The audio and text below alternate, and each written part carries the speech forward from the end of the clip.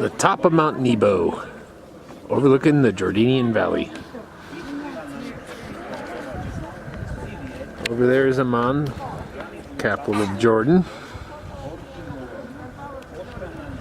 As you pan out and look out over, that's the valley.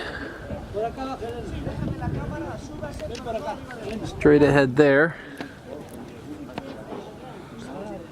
that's Jericho, and you got the Dead Sea.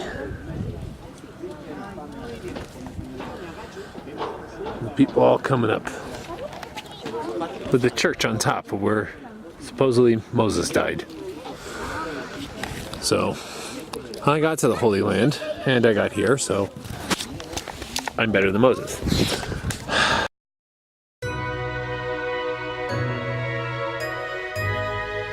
Yes, Jordan. The basic math is simple. You come halfway across the world, you want to see as much as possible while you're here. So if you're in Israel, it's a great time to actually take a moment and just jump into Jordan if you can. They have a pretty good relationship. I heard something about, like, I think it is about 90% of Jordan's water actually flows through Israel. And Israel actually has some kind of agreement to give them all their water. Now that Jordan Valley, the important facts are, it's so important agriculturally to Jordan. 80% of all their produce was actually grown in the valley. It's been hugely important, historically, a lot of people, a lot of ruins, and obviously it's really important for Jordan for their economics, their produce, and all that. But you can just look out. They're growing. It's a gorgeous country. The other thing about Jordan is that ruins didn't just stop at Israel. They actually continue off into Jordan, and some of the most famous ruins in the world are actually in Jordan. And you'll see some of them here. Where on top of the mountain where supposedly Moses died before he could enter the promised land, there's a whole bunch. They built a church. It's in a state of, disrepair, but a couple thousand years will do that to you. And it's a great sight and worth seeing.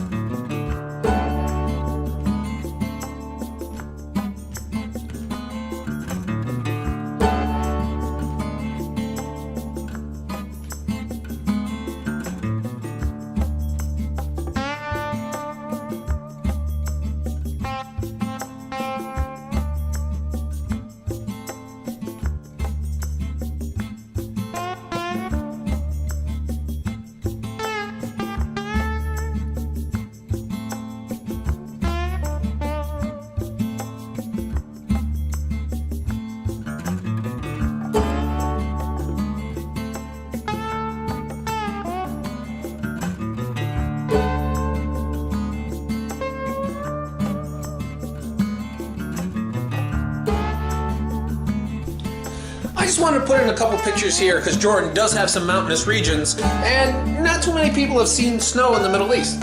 And the Jordanians behave just like anyone else, making snowmen, throwing snowballs, and going sledding, having their own winter fun. They're just common people.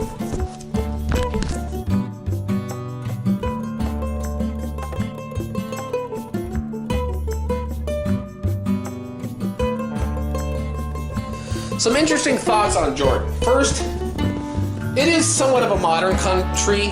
I mean, the thing is, there's a lot of dust, so everything seems a little dirty, but there's not much you're going to do about that. And they're pretty close to modern. Amman, the capital city of Jordan, actually seems very, very modern. In fact, I remember looking out, I'm thinking, there's never going to be a war between Jordan and Israel because Jordan has too much to lose. The other thing I noticed, and I was told this, is in Jordan you have to get permission from the government to serve alcohol. So therefore, pretty much only Western hotels actually have alcohol, and that's pretty much where all the Westerners pretty much stay. And the hotels are pretty elaborate. The one we stayed in Amman was huge. Had conference rooms, had a movie theater, had a whole lot of stuff. A couple restaurants. I guess that's the big shindig Western hotel. But coming up is going to be more Jordan.